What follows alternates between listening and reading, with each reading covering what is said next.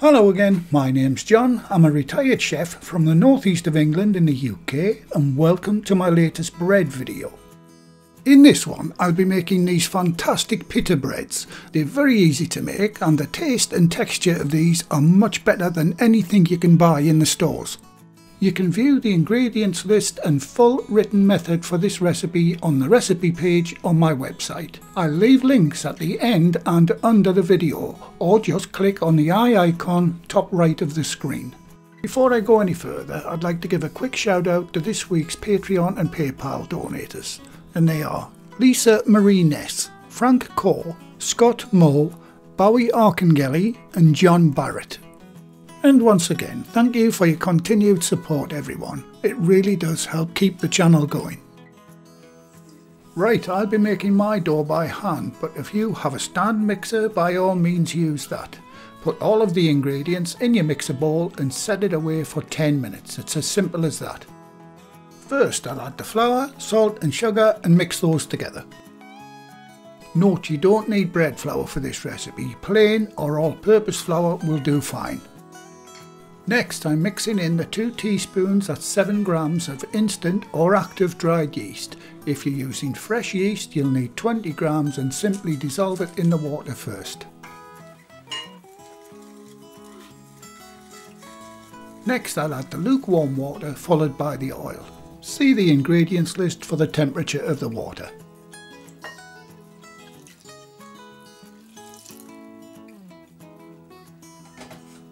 I'm using olive oil, but you can use vegetable or sunflower oil or even softened butter if you prefer. Always try to weigh all of your ingredients, including the water. It's the only way to be 100% accurate with your quantities. Okay, I'll mix that lot together using my trusty wooden spoon handle, then I'll turn it out onto the bench ready to start hand kneading the dough.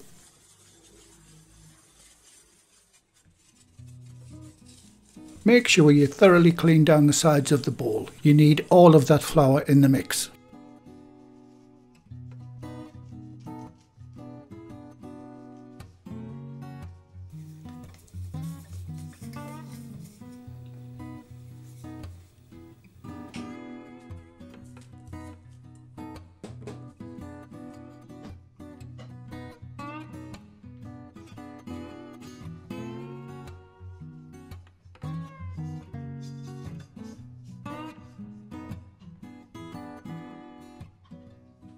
Now I'll warn you now, this is a very sticky dough, but use it to get used to kneading this type of high hydration dough.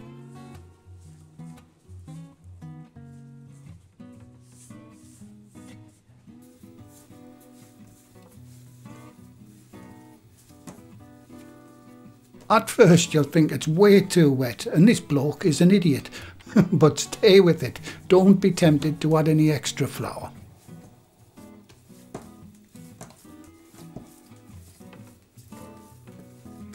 Try to use just one hand to do the heavy kneading, in my case my right one, and use the other one to sort of guide the dough.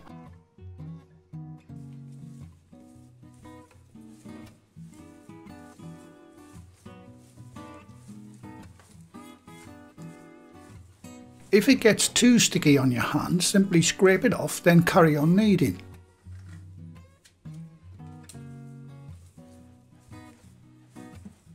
After 2 to 3 minutes, you'll feel the dough starting to come together as the gluten strands start to bond and join together.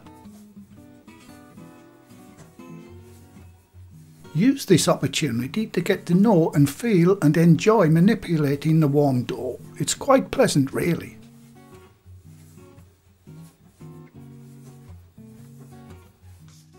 If you want to learn this kneading technique, check out my cottage loaf video. I'll leave a link in the description box below the video or just click on the eye icon top right of the screen.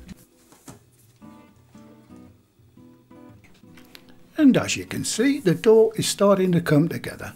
Keep using your scraper to clean up. And if you haven't got one, I've got these scrapers for sale in the website shop if you want one. They really are one of the best tools in the kitchen.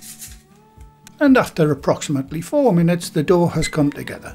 But don't pat yourself on the back yet. The total kneading time for this dough is 10 minutes, so once you've had a short rest, set your timer for a further 6 minutes and start finishing off the kneading process.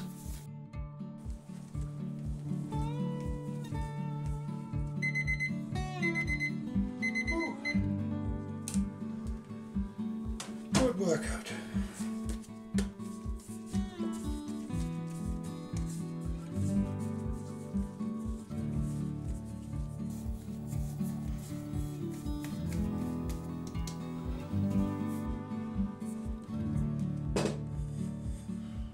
After the 10 minutes, lightly oil the bowl and place the dough ball in, coating it with the oil.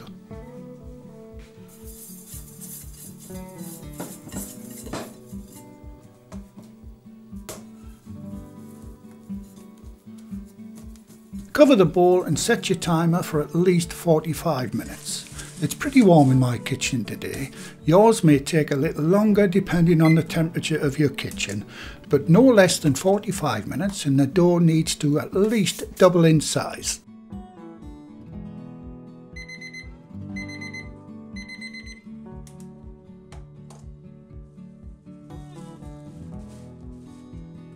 Once the dough has risen, flour the bench and turn it out.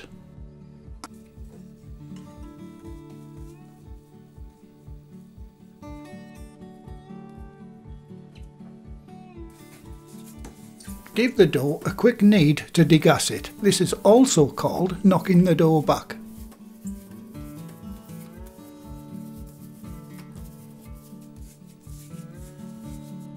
And now it's time to divide the dough into 8 pieces. You can either guess this or you can use scales like me and equally divide the dough into 8. If your measurements were correct at the start, each piece should weigh approximately 80 grams, that's 2.8 ounces.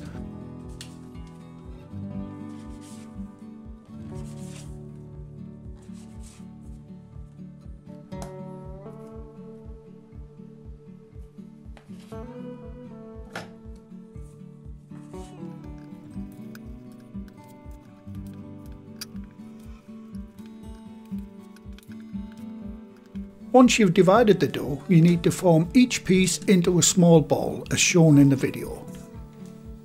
If you want to learn how to do this rolling technique, check out my dinner roll video. I'll leave a link in the description box below or just click on the eye icon top right of the screen.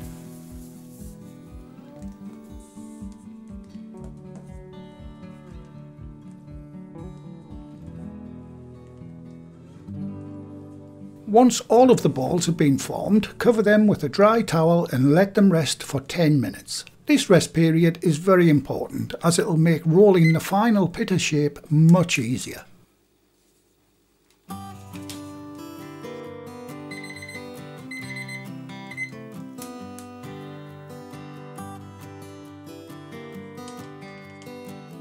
After the 10 minutes, roll them out on a floured surface to approximately a 15 cm, that's 6-inch circles.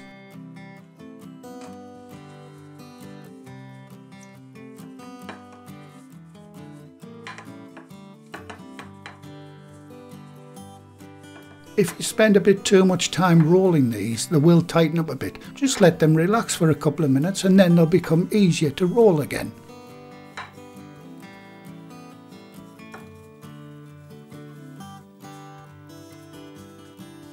As you finish rolling each one, place it on a parchment lined baking tray.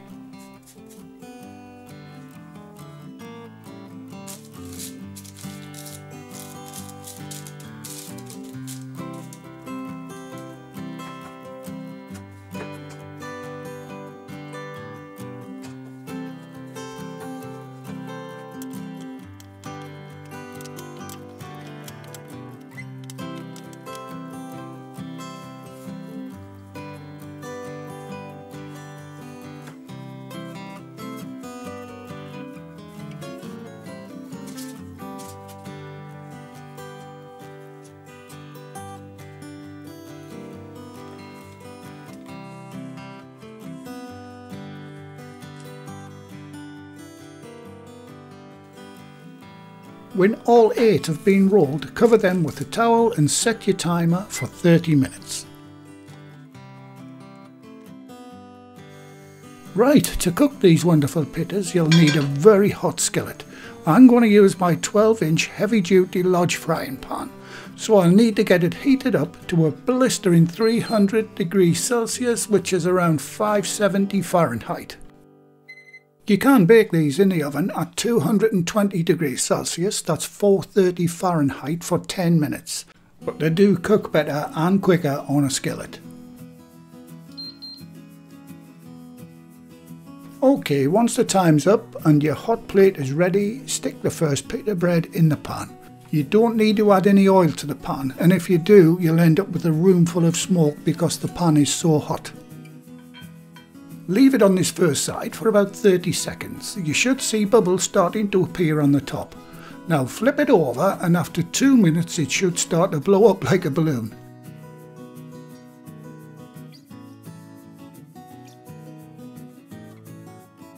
But if it doesn't, it's okay. It just means that your pan isn't quite hot enough yet. But they're still okay to use.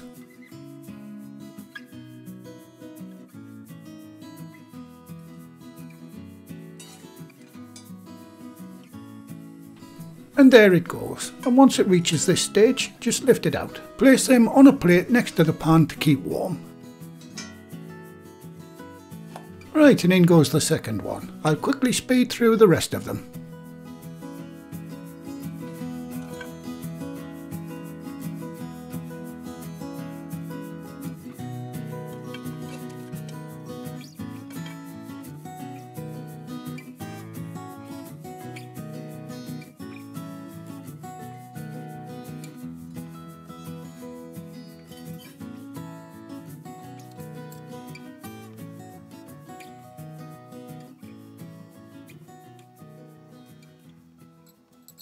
And in goes the last one.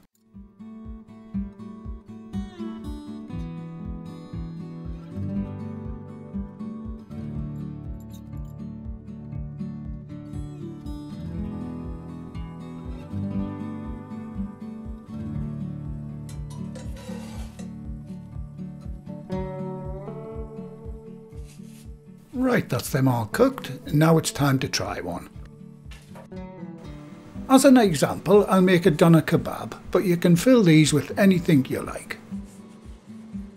Once you cut one in half, you should be able to pull the sides to reveal a nice pocket inside.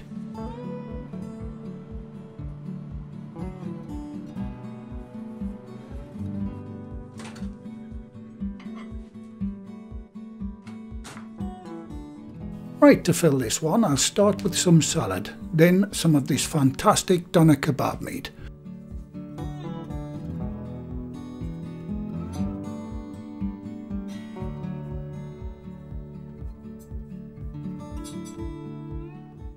And in an upcoming video recipe, I'll show you how to make this kebab meat yourself at home. And finally, I'll add a little of this fabulous chipotle pepper mayonnaise.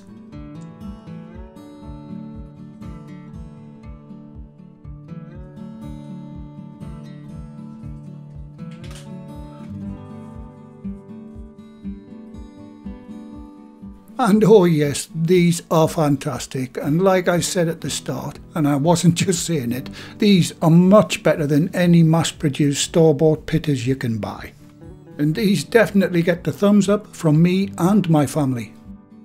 And once again, please support my Patreon appeal, or you can make a one-off donation using my PayPal page. It really does go a long way towards ingredients and production costs, as every penny pledged goes back into my videos. And whether you've donated or not, thanks again for your wonderful support in watching the channel. Well, thank you again for watching. Please like, share, comment and subscribe by hitting the circle above. If you do subscribe, activate the bell icon next to the subscribe button on my channel page. And by doing that, you'll be automatically notified every time I upload a new video. And in the meantime, here's a few of my other videos and playlists that you may want to watch. So, until the next time, be safe in the kitchen and bye for now.